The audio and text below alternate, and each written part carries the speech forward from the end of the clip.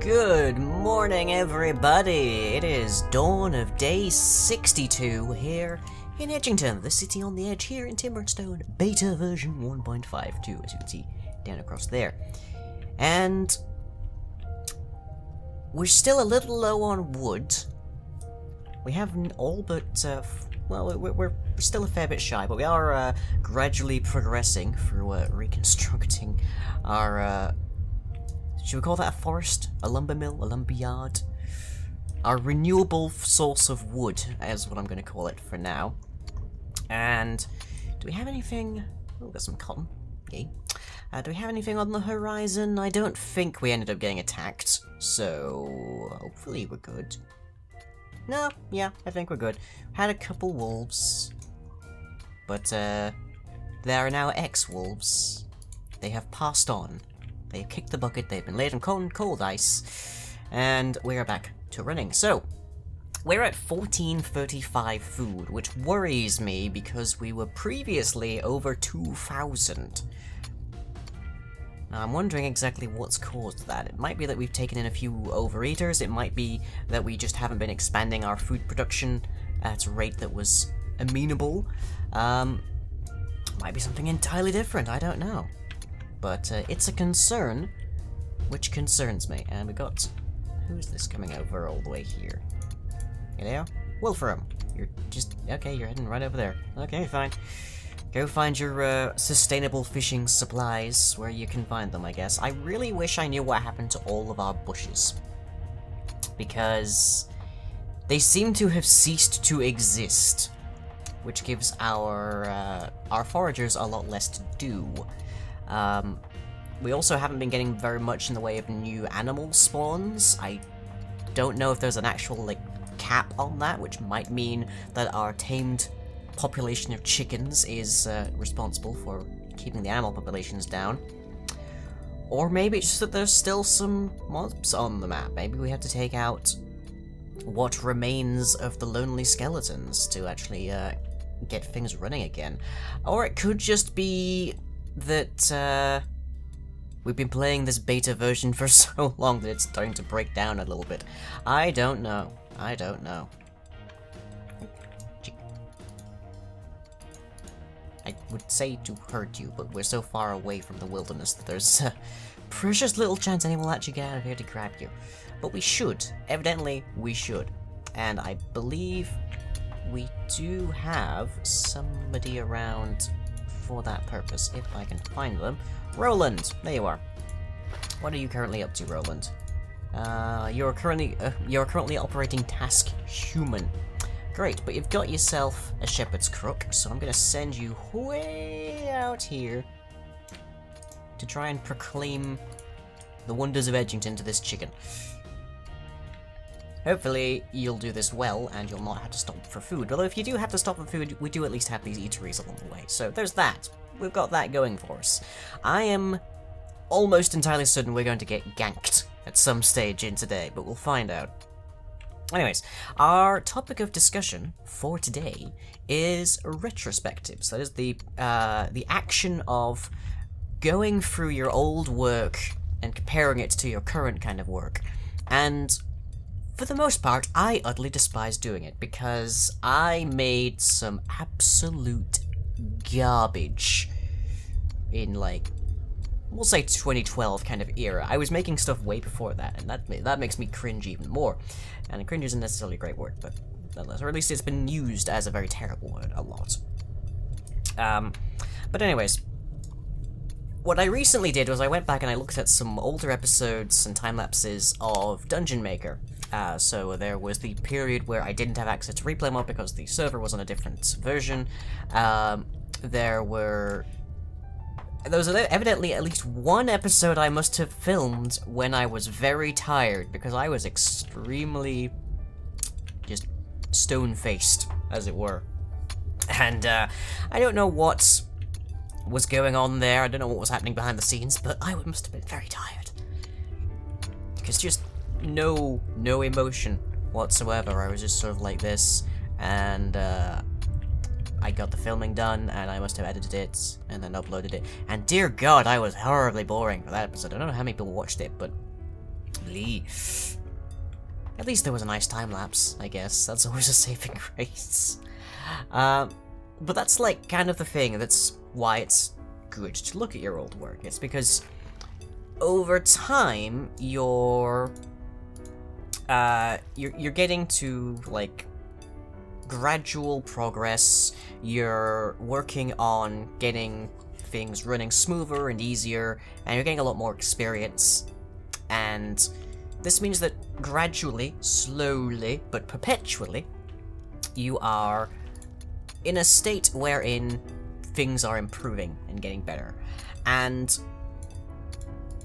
usually, quite often, this is in a manner that you do not in the slightest bit realize. Because it's all just happening, and you're taking it day by day, and you don't really have... Lipton, get over here. You have training to do, I hope. But yeah, you're doing this slowly, progressively, just reliably. Level 19 minor Blair, nicely done. And you don't really realize it, because it's subtle, it's slow. And so the trick that this plays on you is that you go... I don't even know how many episodes of this series we have, but we have a lot of them. You go, say, 100 episodes in, 100 comic pages in, 100 podcasts or 100 songs and all that stuff. Well done, Mary. And in your head, you still perfectly believe... Why are we missing 2 pieces right there? That's a little odd. I added a layer of plaster on the top of this. This is plaster free to give it a nice little bit of color distinction, which looks nice, I think. And oh dear, you guys are stuck at the door. There we go. Oh dear, we're all being very English. But yeah, I added a bit of plaster above here to add some color difference before we added a roof, which also means that people should hopefully stop trying to use the scaffolding to go over the roof, like here. But I still don't know what kind of roof to put on this. Do let me know in the comments if you have any ideas. But yeah, you end up in this sort of mind state where 100 projects down the line, you're still... In your head, you still think that you're exactly the same as when you started. You still think that you're terrible, most likely. You think that your work is garbage, it's not really worth anything, and the opposite can happen if you have like some kind of gnosis moment and you create the thing the world has been waiting for, that kind of stuff. But that doesn't happen very often. No. Let's chop these trees. I'm just gonna do these one by one like this. Level 18 herder, Helena, well done. And that's a sapling. Sapling? That's a sapling. Where's Helena? No, just over there. Have we herded that chicken, or did it end up not being here again?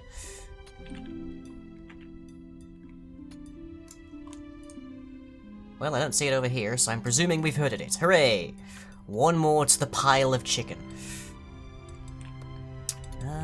But yeah. So, you end up with this huge backlog of work, and your self-esteem, your awareness of your inability, hasn't changed one iota. No, he's still making plaster. He's not building it, apparently. Oh, there he goes. There we go. Samara's gonna finish that off for us. Hooray! And the solution to that is a retrospective. They, like, generally speaking, the first time you do your retrospective, even sometimes before that, you look back and you'll think, oh, why did I make this? Why? Oh, why did I impugn the internet? The internet that is full of so much tripe, with my failings and horrible works and such. And the reality is, because that's how you get better at it. But, let's see, what do we need there? It's just regular cobblestone? Regular cobblestone. Okay. Let's add a bunch of that to the listings. Keep our stonemasons busy. There you go, too, Bernard. Just gonna... Yeah, and if you weren't here earlier, we put the scaffolding in as windows, because there is glass, technically, in the game, but it's not actually accessible, it's not attainable, so you can't actually make it. So, consequently, what we have done is we have used scaffolds, which are impassable in the windows, but are also... No, they're not transparent, but they're not opaque. Semi-permeable? I don't know. So we have used them as a means of preventing people from just clambering in through the windows. Mobs as well will do the same, will have the same issues. And that allows us to actually ensure that we can create an impermeable access point. So we've now got a window that we can see through and people won't try to climb through either. And that, hopefully, with that extra block of altitude here, will prevent people from coming in and going like that. But then we just removed the scaffold as well, so that helps. But yeah, you tend to go back to your first thing, and you utterly are completely revolted by it. It's horrible, you're clumsy, you're awkward, you don't really know what to do with your hands, or your face, or your voice. You tend to be kind of monotonous and lacking in emotion, even though you're pretty sure that you're actually putting in some emotion. And, that's why people over time on YouTube tend to get more exuberant. They tend to get more, more energetic. It's because it's the thing that they're working on, it's the thing that they're realizing very slowly is what gets them greater appeal. You have to be entertaining, so you have to be energetic. You have to be energy in your performance. That's me being a critique grunt. Level 13 infantry paper, well done. Get in there. But then, of course, the other thing is that people eventually tend to skip over the point where they should stop, so they just become over-the-top kind of stuff, where it's just... That's where you start to get to the horrible end of YouTube. But anyways, I digress. So, I went back and I looked back at some of my older dungeon makers, and I went back and looked at some of my older Edgingtons, and first and foremost is that you can look at the editing quality, you can look at, like, the video quality, that kind of thing, and that's just sort of gonna naturally evolve over time, so you'll have different editing styles, you'll have different editing tones and qualities and such. There was recently an episode of The Lost Hands where I went pretty comical with my editing because the footage was just so terrible. So the only way that I could make that into an entertaining video was to basically make fun of it with the audience. I think that involved me zooming in on Iron Bull dying in fire a lot. But that's not something I would know to do years back. But for the most part, when you're looking into doing a retrospective of your stuff, you're looking at yourself. You're looking at your commentary, your face cam, if you had any. And what you're looking for there is you're looking at the change in demeanor, the change in presentation. Of course, I started doing YouTube videos in my bedroom, as most people do. So, behind me, or just off to my side, was usually a bed. It was like a bedside table, or I might have had lighting that was just a desk lamp or something. And now I have essentially a set behind me here. I have an office. The background here is made pretty much 100% for visuals in camera. So we have the wonderful Game Tea prints. We have the hat stands that is just completely overloaded with hats and stuff, and the onesie. Over here, just scooch. Over here we have the shelves, which I picked specifically for their visuals, and they're loaded up with various mementos, I guess we'd call them. And that's like an evolution of my set design, of how I've presented my face cam, and I'm presenting myself differently in the camera itself as well. I'm looking at the camera more. I know a lot of people have scopophobia, which is scopophobia itself is a phobia, it's a fear, but a lot of people have difficulties with people who are staring directly at them, which is why I don't look at the camera directly, as well as the fact that I have to actually pay attention to the video game occasionally. Really, you're not gonna... Can I just, stand you here? If I stand you right there, are you actually going to do this? Yes, you are. Okay, we have a solution, apparently. We just have to stand him in the maintenance wing. If it works. What are you up to there, Ellie? You are crafting cobblestone. Okay. Is that just a thing you can do from anywhere? Let's take a look. Crafting cobblestone. Building. Cobblestone requires a masonry bench. So, okay, you just... Presumably you came over for lunch, and you're just now getting to work on that. That's fine. There isn't actually a food supply over here, so they do actually have to leave for that. Waylon is now level 10. Hooray! Doing better than the original Waylon ever did. But then the original Waylon made a bold sacrifice, so we shouldn't besmirch him terribly much. And we're up to 17 food. Or 1700 food, I should say. Yeah. Here rests Waylon. Starved so that others wouldn't. Yes, I remember way back in, like, what's that, episode 50? Jeez.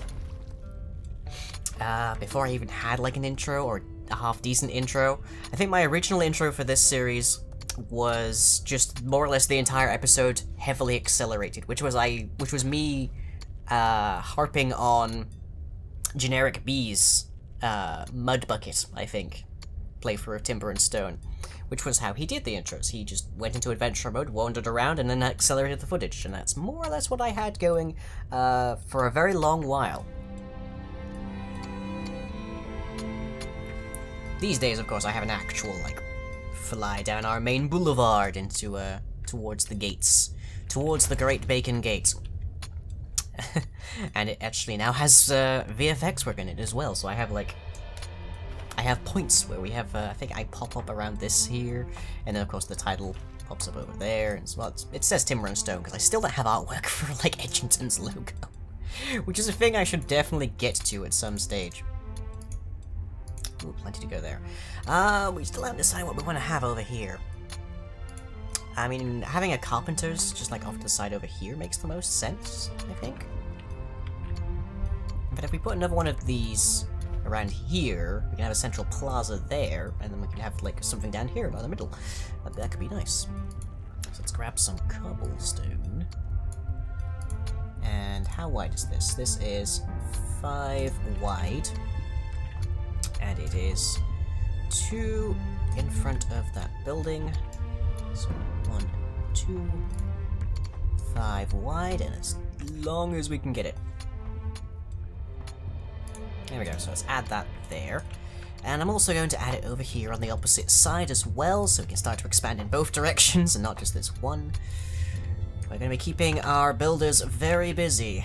Our builders and our stonemasons are very busy with this. So let's just extend to there. I think there is a limit. I think there is actually a physical limit on how many things I can schedule for building, but we'll find out. If that's not it, I'll take it. Okay, there you go, everybody. You got plenty to build. And I might expand the area here out a little bit as well.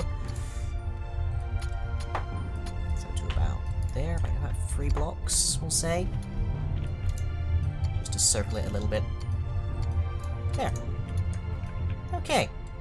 Gives them plenty to do. Plenty to do. And also gives you a better idea, perhaps, of just how broad this place is going to be. And next episode we might want to start rebuilding the archer range. I'm not sure. Is he still training there? Yes, he is. I just love that. I love the view here of the arrows pointing the opposite direction through the target.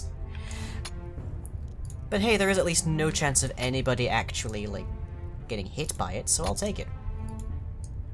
And up to 1719 food. Slowly but steadily. Ah, right. So yeah, it's important to look through your old stuff. Not necessarily to realize things you should do better now, but to realize the things that you didn't realize you were correcting over time. To get... I guess it's an ego boost. I guess it's a self-confidence boost more than anything else. You want to be looking at old stuff that you've done to know how much better you've become, which you might not necessarily realize. Yes, it utterly sucks to be watching stuff knowing that it's you, and you put this online, and you put this, like, you gave this to the public, and whatnot.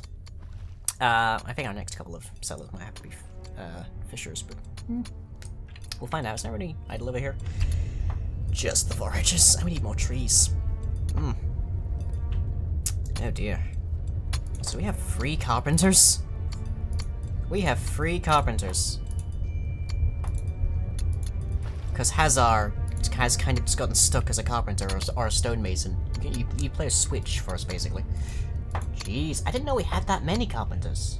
Oh, Kyle's now a level 20 miner. Max level, hooray! Anyways, episode shall be over soon because it's late morning and I'm 20 minutes into the video. That means, well, I'm 20-ish minutes. Obviously, after editing, it's not quite the same, but nonetheless. So I need to start wrapping up here. And we haven't had any attacks. I'm kind of surprised. Got plenty more chickens that we need to go and grab, but I'm not seeing any wolves or skeletons or thankfully spiders. Game save. Right. Yeah, it's important to look back on old stuff. Oh wait, we got merchants. At the 11th hour, which I guess is at like 11 AM, we have a merchant. Okay, so Aeneas has got some work to be doing then. And we are going to need, let's see, 5 times 50 is 250. So 250, 500, 750, and then whatever's left of that. We're going to need a lot more cobblestone, so I'm just going to put that onto a huge order. Might even put it to like 1,000 or something. In fact, yeah, let's put that to 1,000. Because we're probably going to need even more of it when we're done.